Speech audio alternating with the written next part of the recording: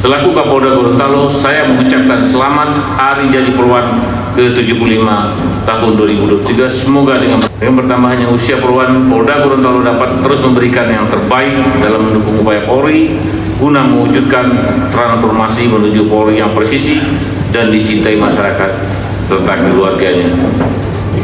Kami menyadari semua bagaimana tugas seorang Polwan, di mana dalam tugas diminta sama dengan pria, tapi ada jiwa keibuan di sana.